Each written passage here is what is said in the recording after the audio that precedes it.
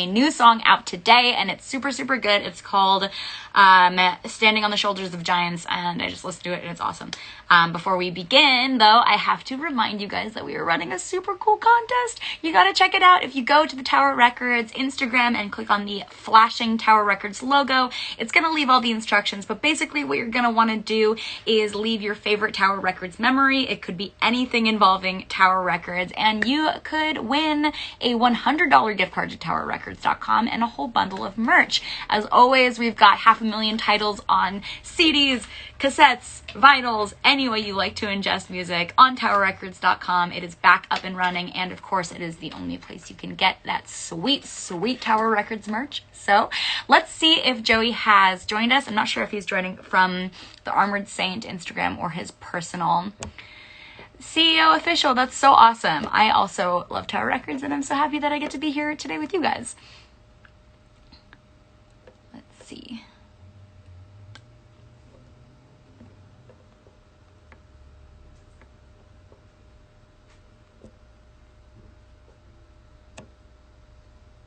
Okay, he doesn't look like he's here yet, so we'll wait a couple minutes. And in the meantime, how's it going? As always, ask questions, leave comments. We love to read them during the chat. We love to hear from you guys. And a little bit about Armored Saint. They're a super, super dope Los Angeles-based metal band. They've been around since the 80s, and so I'm very excited to talk with Joey about what the metal scene was like back there. They just today released a video for Standing on the Shoulders of Giants, and also a couple weeks ago they released another song and video called End of the Attention Span, which who can't relate? Am I right? I certainly can. I'm not getting shit done, you guys. And they have a new album coming out called Punching the Sky on October 23rd. So I am very excited to talk with him about that. Love that bands are continuing to release music for us because, man, we surely need it. I'm going to check back one more time and see if Joey is joining us or if maybe he's having a hard time connecting.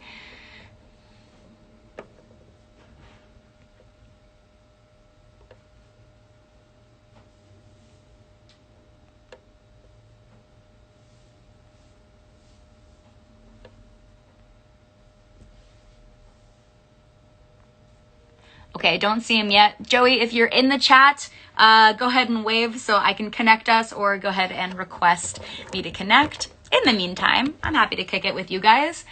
What's up, Becky Farrell? What's up, Jimmy Sprinkles? Oh, there he is. Okay. There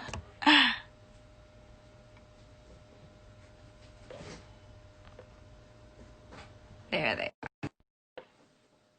Okay, hopefully the internet is on our side. There he is. What's up, Hi. Joey? How you doing?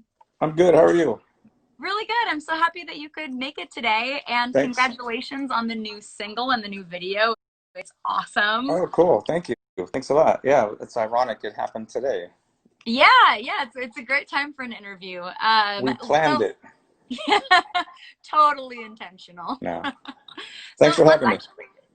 Sorry? Thanks for having me.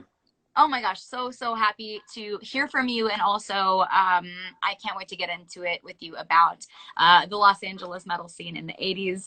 I'm certainly interested in that. But let's kick it off by talking about Standing on the Shoulders of Giants. It's a great song, and I noticed that there is a line in this song that is what the album is called, is Punching the Sky. That's so right. can you tell me the relationship between the two songs and why you decided to name the album from a line in the song? Well, John and I were talking about, John Bush, that is, we're talking about record titles for the whole record when we were getting ready to put it out. And we threw around a bunch of ideas, and one thing we wanted to avoid was kind of doing what we did on the last record, which was we named the last record off the first track, side one, When Hands Down was the name of the record, and we wanted to avoid that this time, do something different. So we set out to not put a song title as the title, and we just were rolling around looking at lyrics and stuff through the record, and this one line just kept coming up. It kept like sticking with me and just seemed really kind of colorful and visual. Could be taken in a lot of different ways. So I thought this is a great title. It just conjures up a lot of cool things. And you know, the more I thought about it, the more I kind of realized that it had a lot of significance to the band. And it's Punching the Sky kind of, for me anyway, it kind of sort of like an allegory as to how I view the band and what our intentions are and what we've been trying to do for all these years. And that is really just to continue to grow and to move forward and evolve and become better songwriters, better musicians, better people, better father, better husband, whatever. And just continuously like pushing boundaries and challenging ourselves.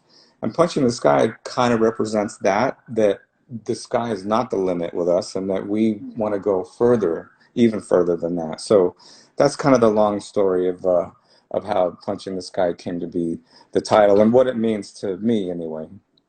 I love that it's such a positive take, and I feel like it works both ways. I love the imagery of someone just continuing to climb and to keep going up. But also lately I do feel like punching the sky because it's so cloudy here in Los Angeles. The smoke is everywhere. Oh, I know. 2020 is fucking us over in so many ways.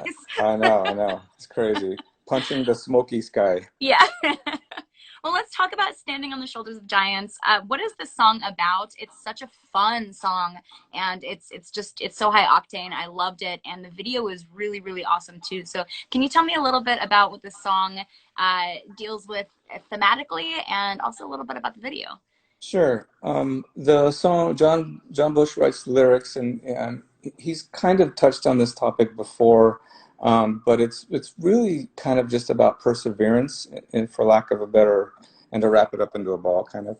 So it's kind of just about perseverance and in just going through life and dealing with things, and overcoming hurdles and that kind of thing. So and it also like literally standing on the shoulders of giants. It comes from the old saying, and it's kind of referring to gaining knowledge from people that came before you, and taking knowledge from them. You can see further if you're standing on the shoulder of a giant, and that gives you more knowledge. So, we've always kind of given a nod to our influences musically. And For instance, Standing on the Shoulder Giants, it reminds me and kind of feels like a Thin Lizzy song, kind of in a way. And I'm a huge Thin Lizzy fan. I've never been ashamed to say that, and I, I rip them off constantly. But but I do it in honor of them, and also we make it our own. We make it our own voice. But influences aside, that's what it comes from. And so, Giants, Standing on the Shoulders of Giants is reference to like thanking and appreciating our influences and people came before us. I Um, love that. yeah. And so John wrote these really, really cool lyrics. It's basically about that. And the cool thing about the way that John writes is that he's never really super specific about what he's trying to say. So he likes to leave it up to interpretation for the listener to kind of make their own judgment call. And so I think that's a really cool thing. It makes it interesting for everybody individually. And then the video, we kind of did this. We did the video with a director named Costin Charanow. I think that's how you pronounce his name, and he's actually in Romania. Um, and we did some shooting here in LA of the band with a friend of ours who also happens to work for Metal Blade Records, Vince Edwards. He's a really amazing person all around. He does everything. And he shot us here in LA, and we sent the performance stuff over to Costin in Romania and kind of let him run with it. Like, what's your interpretation? How does this make you feel, kind of thing. And then so he came up with this idea of the movement and the traveling through time, and so that's why you see a lot of movement. From in the video, you see a lot of just things going by you, and it's just kind of to represent the velocity that you go through life. You move through life, you age, you get, you're moving, all constantly moving. And so he wanted to show that in that way. And there's a lot of there's a lot of blue because the sky is blue normally. And we just wanted it to have this kind of really Eurocentric and kind of epic feel about it. And I think that it does, and it's kind of it has some cool imagery in the photography that what he did with the stuff that Vince shot made it really look interesting, and it was fun. It's cool. It's different than the first video we had for End of the Attention Span, Yes, but we're it glad. is. Yeah, but we're glad it's different because we didn't want to do anything that was anything like the first one. That was also we're happy that first video was amazing too, just different. Yeah, well, this one I found it to be sort of relaxing actually because the imagery is so beautiful and the way your silhouettes kind of are overlaid with all of this nice imagery. I found it really gorgeous, and also music videos are my favorite art form. Bar none. I love them conceptually. But since you mentioned Cool. it, let's talk about End of the Attention Span as a song and as a video. The Sure. video obviously goes very, very well. It's sort of an ADHD video, and it's really frenetic, and it really it makes you feel almost overwhelmed, which seems to be the intent. So can you talk a little bit on that? Yeah, yeah. Again, like lyrically, the song is loosely about. Well, it's not loosely about. It's pretty making some pretty strong references to the short attention span that we all have these days, and it's due to technology. And the irony in the whole thing is what we were kind of poking fun at. And the irony there is that, you know, we feel like we're connected. We want to be connected, and we're addicted to being connected with our devices, whether it's a computer screen or your phone or whatever it is. Somehow you're plugged into technology to make you more connected. But the reality is that in a lot of ways, in a huge ways, it's actually creating a divide between people, and no one talks to each other anymore. No one does face-to-face time anymore. Everybody is looking at their devices and swiping and liking and looking for information or whatever, and no one's connecting anymore.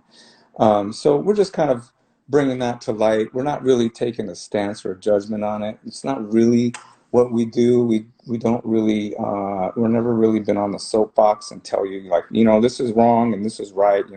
We kind of just more like put it out there for to bring it up for discussion, and then that's what we can do. We're doing it now. But Yeah, it's shout out to this being on Instagram, by the way. It's so funny, and that's certainly in a really crazy year where I can't see my friends. Doing these yeah, interviews has helped me so much. But yeah, I have to say, I'm completely addicted to doom scrolling. Have you ever heard of that? yeah. I can't stop doing it, and it has affected my ability to focus so much. So, do you, Joey, have any advice for me? Well, uh, put it down and take a walk around the neighborhood. I mean, start with that. That's really how it starts, Like when this whole lockdown thing started, I mean, I'm right there with you, man. It's been crazy for everybody, and we're no exception. Uh, I'm doing all the same things that everybody is, and then that's another irony is that, we're just as guilty as everything going on in that video. Um, but I think, seriously though, like I made it a point, like with sometime around May, like this is like 3 months in already. I was like getting depressed and like just crazy. Like didn't want to do anything and just letting it all just go by the wayside. And then I just made a decision to like, you know what? I'm not going to do this. So I try to put my phone down several times a day. And I try not to look at the news every single minute. And then I take walks. I take my dog for a walk in the morning, and my wife and I started taking him for a second walk. So 2 walks for the dog. He's so stoked. He's like, wow, I get 2 walks now. Um, so in those little things actually do help, it helps you just to kind of, like you said, get back on focus and remember what's important. Yeah, that has been something that's been my favorite thing about doing these interviews during quarantine is just knowing that all of our favorite musicians are in the same boat as us. Everybody's going crazy and trying to Yeah. find ways to cope. So that's actually something that I wanted to ask you. What have you been doing in quarantine? What's been keeping you busy? I know that you guys have been working on this album. Has that been taking up a lot of your time? Yeah, I was lucky in that when lockdown first happened, I was in the middle of making three records. So I was finishing the Armored Saint record, and then I immediately went into and started recording the Fates Warning record. I have a home studio here at my house, so I was lucky to have work in front of me. I worked all through April and part of May doing the Fates Warning thing, and then I also play in a band called Motor Sister, and we were making a record literally when Gavitzon closed the city. We had to leave the studio and we ran to the grocery store and we did that whole thing. Um, and so, and then subsequently just busy with getting Armored Saint launch ready. I'm very involved in when it comes to like the aesthetic parts of the band. So overseeing all the artwork and photography, both videos, so I've been pretty busy with Armored Saint at this point. And then the Fates Warning record actually comes out like 2 weeks after our record, so there's going to be other stuff to do later for that. Wow. So I've been pretty lucky with that, and yeah, I mean that's really been keeping me mostly busy. And then Metal Blade started throwing interviews at us just last week, so we've been doing tons of interviews for the past 2 weeks. So there's always stuff to do so far, and we're getting ready to play a virtual live stream show, um, and that's going to be busy too because we got to rehearse for it and get ready. We're actually playing a full set and playing four brand new songs in the set. And I wanted to bring it up because nobody can tour right now. No one can do anything. No one can leave their houses. People that work in the industry like crew and lighting guys and sound guys and people that work at clubs and venues, they're at home. No, there's nothing to do. So it's it's kind of crazy, but the only thing we can do right now is do these virtual live streams. And it's going to be bizarre, don't get me wrong. Playing in an empty venue.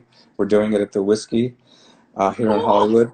Yeah, and it's just us and some camera crew and a sound crew, and that's it. No people or anything. I But love that this is a thing that I have heard a couple bands doing so far. I spoke with LA Witch last week and they did a record release party. And I mean, as a fan in Los Angeles, we're going crazy not being able to go to shows. So it's so, yeah, so cool. Memento Mori 70 asks, is the set list decided already? And I'm curious to I know.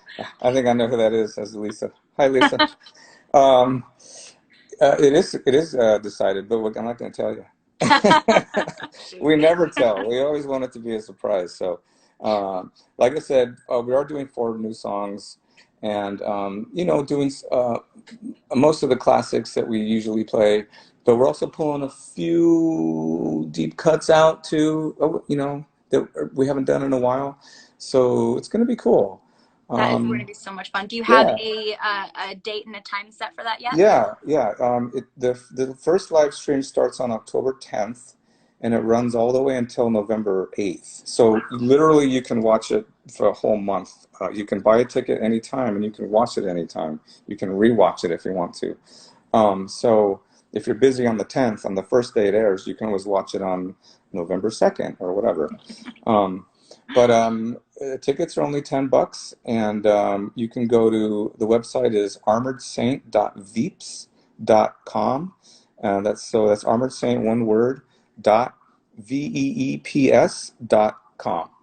And like I said, it's only $10, and there's some merch there and signed CDs if you want to indulge in that stuff. But we're just going to be creating like this thing on stage with each other, and we're just going to get totally into the music, and we're going to let it all hang out like we normally do.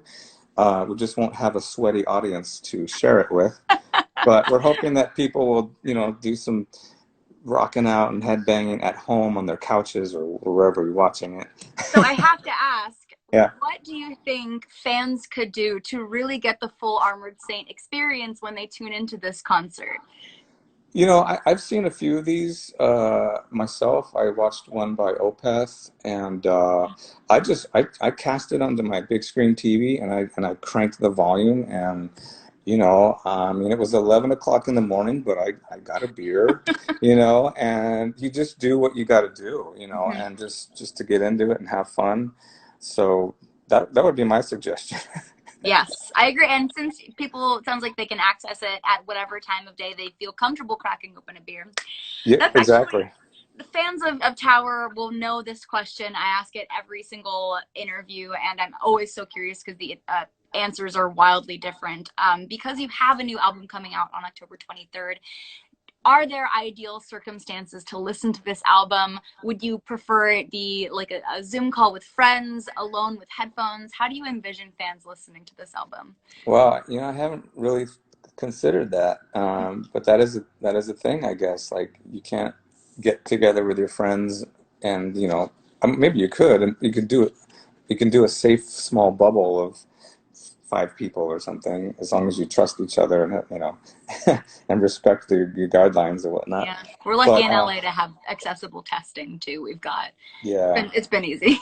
yeah, and I'd be honest with you, I'm gonna get off subject, but my wife and I we get together with a very small group of friends. It's like I could on one hand, and we all trust each other. We let each other know. Oh, yesterday I was at whatever the mall, or not the mall, but I was I was somewhere where there was people. And then, are you comfortable? Is it cool? It's like, well, I don't know. Maybe you should wait a few days. So we've done small bubbles in the past, and we kind of continue to do it. But so I don't want to encourage people to like get together. That's not what I'm saying. This whole thing has been a real exercise in boundaries and Yeah, respecting exactly, each other's boundaries. exactly. So, But I don't as know. you were saying about the album, Yeah, I mean, I think I think a Zoom call would be kind of fun. I mean, people are getting more accustomed to doing Zoom calls, and I've been on a few like happy hour Zoom calls, and they're kind of fun. Um, and that would be a fun thing to do. And I'm not sure how you would all stream the music at the same time, but you could probably do it with multiple devices, I gather. yeah, But I think, like, I don't know, there's ways to do it where you get together with friends and groups, or if you're listening by yourself. I encourage headphones. I always encourage the headphones. I'm a bit old school music listening fan, and I used to put on the LP with pair of headphones, the big dorky ones from the 1970s, and that's how I love to experience music, and I still do today. So I mix, when I'm mixing the record or when I'm producing the record, I'm keeping all those things in mind. So don't let that go to waste. yeah. I have things spinning around in your head and popping up here and there for a reason. So Yes. And just saying, every Thursday I actually DJ a heavy metal happy hour with E1 Heavy and Metal Sucks. So I'm definitely going to be blasting this record, oh, and I awesome. encourage anybody to check it out. It's super fun and a great way to listen to music communally, which I Oh, love to do. killer. I got to Uh, check that out. yeah, come on the show sometime. It'd That's be cool. so great I to have will. you. Speaking of mixing, I know Jay Reston worked on this album, of course, from Anthrax. I'm on a Martha, a band that I love, and Stone Sour. What was it like working with Jay? Had you worked with him before? Yeah, I've known Jay for quite a few years now, and we've worked together on several things. He's worked with Motor Sister in the past with him, and also Pearl Day, who's Scott Ian's wife. She has got a solo career, and I play in her band also. And so I've worked with Jay on a few things with her, and so I've known Jay for quite a few years, and Jay mixed our last record as well. He mixed Win Hands Down in 2015, and so I made it a conscious effort this time to work with the same crew that I worked with on Win Hands Down, because I was really happy with the flow and the camaraderie and just the rapport that I have with Jay Rustin, and also Bill Matoyer, and also Josh Newell, who all engineered, and they gave great contributions to the record. And I have a lot of trust in these guys.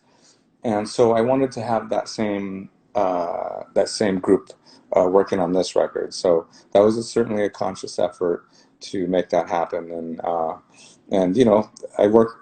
There's amazing. They're all amazing people to work with. They're friends, and it's really cool to be able to work with friends. And I always appreciate that. It's amazing. Is there a way where this next album will differ at all, whether it's through your process or in sound from the last release? I know the last release you guys did was a live album, and Mm. then the one before from I believe 2015. Yes. Can you point to any differences? Well, you know, the differences in all of our records are really one that is just kind of a reflection of where we are mentally at the time when we're making the record and writing the record. I always like to describe it as like each record is a snapshot of time where we're at. And so it's like a photo album, let's say, from the years X to X when you were making the record. And you know, each time we make the record, we really treat it as its own thing. We're never ever having discussions about, you know, which direction should we go in or what should we do this time, you know? We don't really have those conversations. It's just really we just want it to be super organic and like whatever happens happens kind of.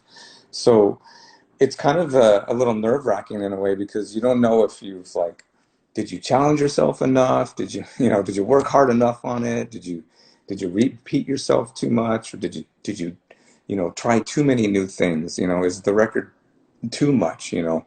And you don't know that because each time is the new experiment. But that's the that's kind of like the danger that we like, you know, this sort of unknown like what's going to happen, you know, and you don't know until you unleash it into the public, and then you just got to wait. Yeah, that's true, and something I've heard echoed with other musicians is they don't really know how the album does until they get in front of their audience. So again, awesome that you guys are doing live stream concerts because I think that that's so important for both parties. I'm Yeah. curious, how do you feel you've changed as a musician since the culmination of Armored Saint? You've been on so many projects, and where are you at now? What have you learned? Good question. Well, yeah. Well, no, it's a good question. I've been really lucky that I've been able to play with a lot of different people and bands and musicians through the whole career. You know, I mean, obviously the first 10 years, 12 years of my career, I guess you could say, was strictly Armored Saint. But once Armored Saint disbanded during the 90s, my opportunities were open to play with other people, and that's when I played with a lot of different things. But my biggest introduction into something new and sort of influential was my involvement with Fates Warning in 1996. And so I've been with them since then. So I've been in the band like 20 something years. It's pretty crazy. But you know, and along the way, played with some amazing musicians that have come in and out of Fates Warning, different drummers, and a lot of really amazing people. And you know, every time you play with new people and new situations that are not in your comfort zone, it just makes you so much better of a musician and a person.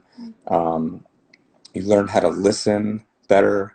It makes you up your game. I mean, entirely. I mean, I've become a better bass player, of course, through being pushed in Fates Warning and the different people I played with in Fates Warning, but also pushed as a songwriter as well.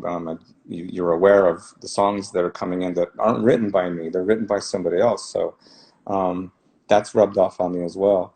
And then, you know, I mean, all these other things these projects I have, you know, Motor Sister, for instance, I get to play with some amazing people in that band and a lot of other amazing musicians in Pearl a Day's band, and just really like, it'd be a real shame for me to think of if I didn't have that opportunity, you know. So I sort of see Armored Saint sort of breaking up during the 90s as a sort of a blessing in a way for me personally, because my life has been so much richer because of these opportunities.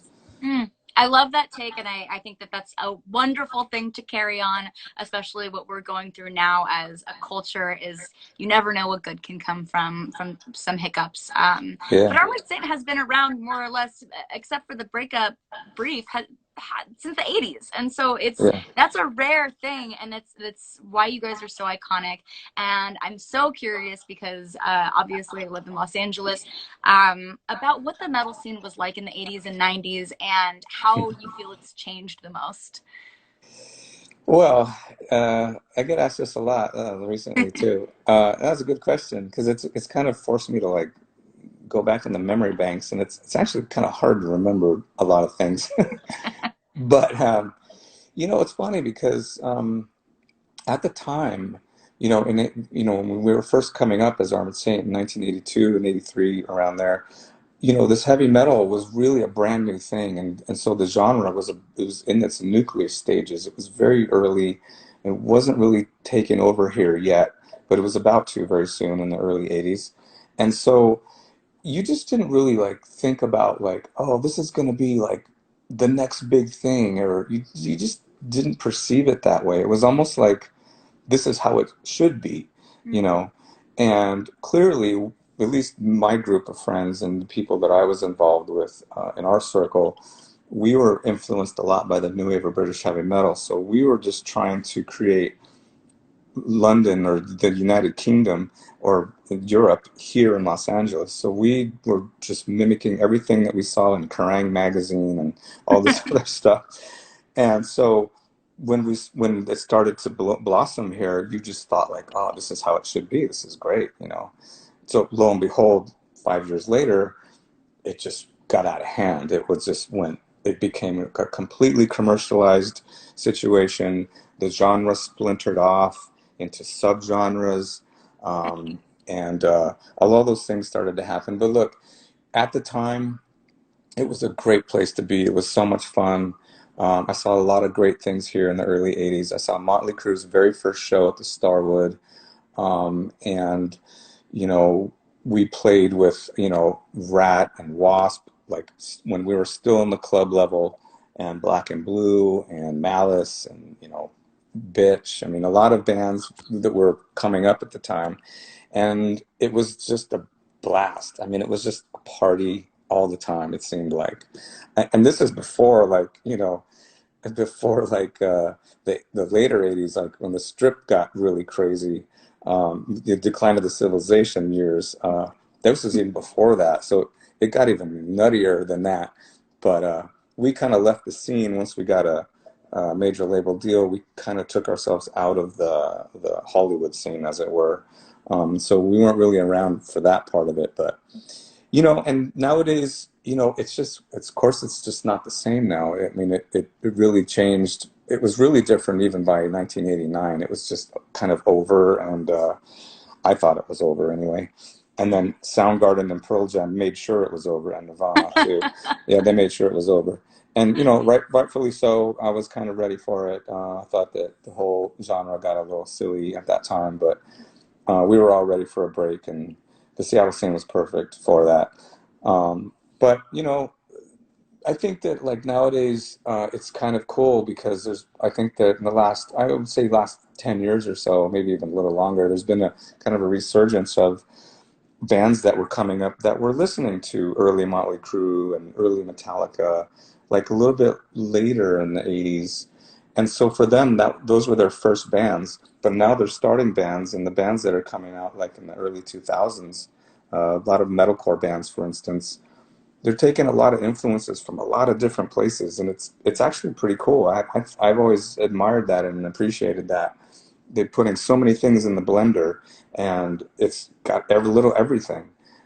So that's how it's different nowadays, is that you can get away with having a hodgepodge of stuff and mixed in together all into one, and the scene is still thriving.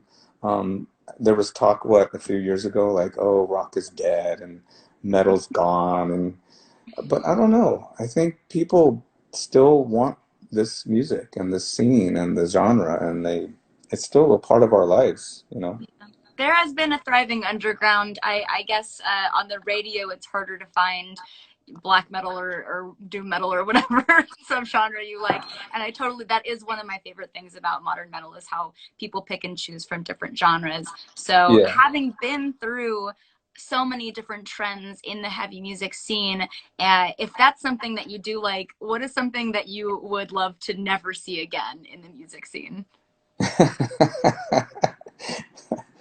um, that's a good question. Um, I don't know. I can appreciate just about everything.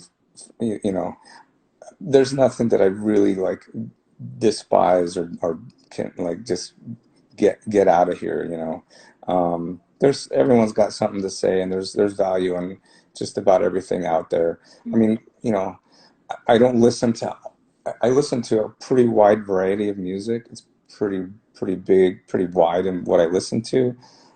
But you know, I would have to say the only thing, having said all that, um, um, I would say that sometimes I get a little annoyed with, um, you know, super bubblegum cookie cutter music that is just regurgitated over and over and over, and it's clear to all of us that it's only for somebody's bottom line, and Mm. it has nothing to do with creativity. Um, and so I can't name any names, and I won't, but I think we can all fill in the blanks because I know we've all heard it. And so if there was anything, I would like to be done with those kind of things and leave more room for new bands coming up, trying new and creative things and challenging us, you know.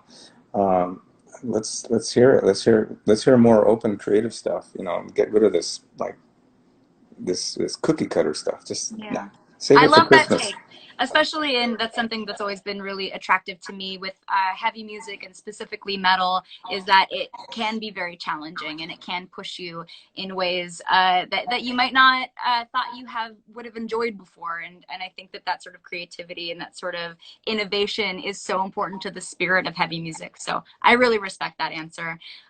By the way, love that you guys toured with Bitch. I love that band. And I am curious, do you have any bands that you were particularly proud to play with? You know, we were just stoked when Armored Saint coming up. We were stoked to be playing with all those bands because we were sort of in the same boat. And you know, even though there was some friendly rivalry, shall we say, in the early days, but it was still cool to be in the same boat with Rat and Wasp and the bands I mentioned before.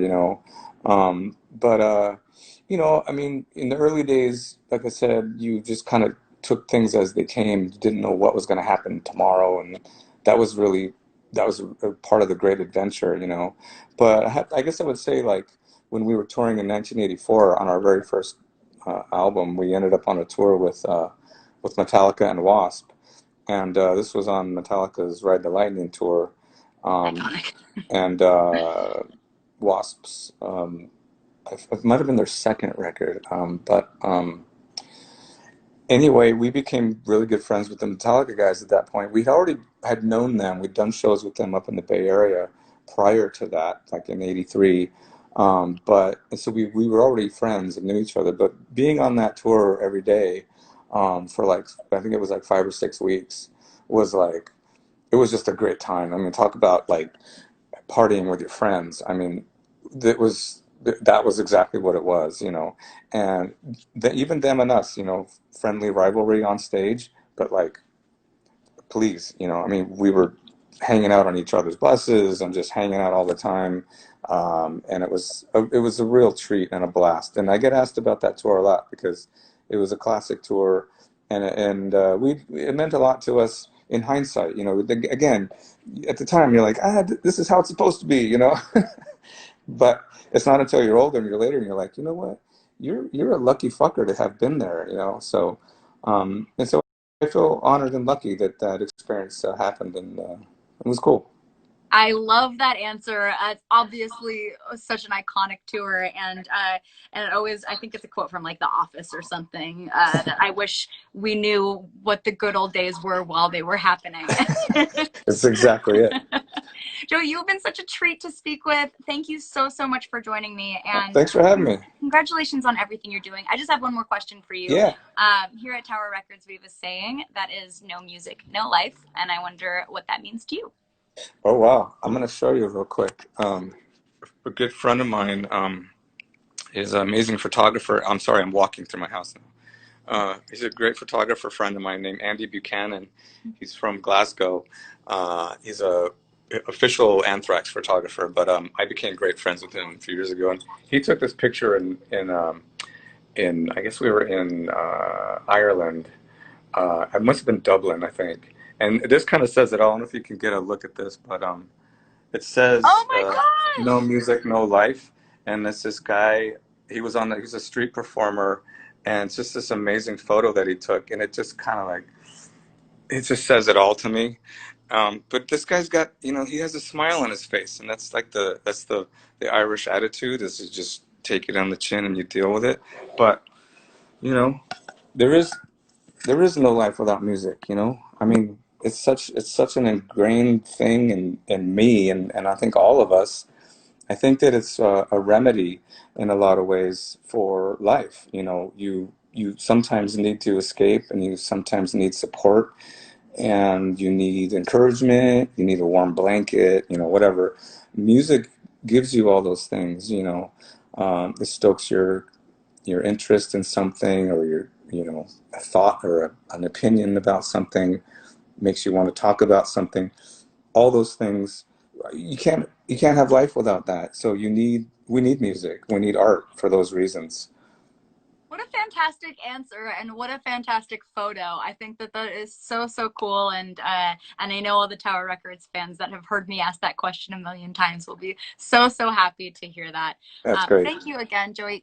Be safe, stay healthy, and we cannot wait to catch this tour that you or tour this live stream that you guys are doing. It's going to be so awesome. And Oh, congrats again on the upcoming album. thank you very much, and thanks for having me. And you be safe as well. And great conversation. Thanks for the conversation, and everybody else out there, please be safe, and hope we can see you out there soon. Yes. All right, Joey. I'll talk to you later. All right, have a good one. Thank you. Bye. Bye. Guys, what an amazing interview. Joey is such a talented and sweet and really, really just thoughtful person. I love when musicians are able to talk about how much thought they put into their projects. It's always so interesting to me. Thank you for tuning in. We'll catch you tomorrow. I know Danny is interviewing band members from the band Mintfield. I've got Stone Horses. So there's some very, very cool stuff happening tomorrow. As always, go to towerrecords.com and buy some merch. Also, we've got 500,000 titles of CDs and records and tapes and whatever you like to consume music. And while you're at it, enter the contest because you could win $100 to Tower Records.